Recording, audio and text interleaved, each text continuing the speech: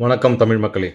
தற்போது ரொம்ப பரபரப்பா பேசப்படுற விஷயம் என்னன்னு கேட்டீங்கன்னா, திரு விஜய் அவர்கள சிபிஐ விசாரணைக்கு டெல்லிக்கு வர சொல்லுவாங்களா? அப்படிங்கிறத பத்தி தான். கடந்த 3 தினங்களாவே தாவேகாவோட நிர்வாகிகள் திரு புஸ்ஸி ஆனந்த், திரு ஆதவ் அர்ஜுனா அவர்கள் மற்றும் திரு நிர்மல்குமார் ஆகியோர் சிபிஐ முன்னாடி விசாரணைக்கு போயி, அவங்க தரப்போட நியாயங்கள சொன்னதா பேட்டி குடுத்திருந்தாங்க.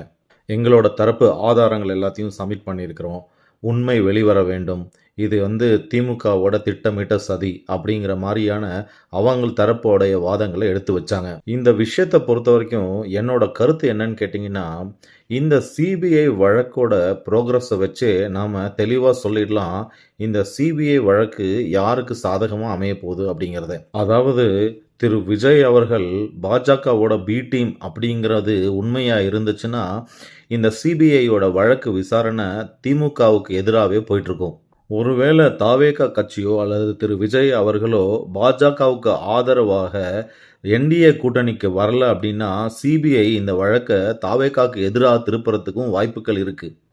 எப்படி ஆனாலும் இந்த சிபிஐ வழக்கு எந்த டைரக்ஷன்ல போகும் அப்படிங்கிறது அரசியல் நடவடிக்கைகள் மூலம் நமக்கு தெரிய வந்துரும். சிபிஐயோட விசாரணைக்கு எதிரா தாவேகா கட்சியினரோ அல்லது திரு விஜய் அவர்களோ எந்த ஒரு மேல்முறையீடும் செய்யல.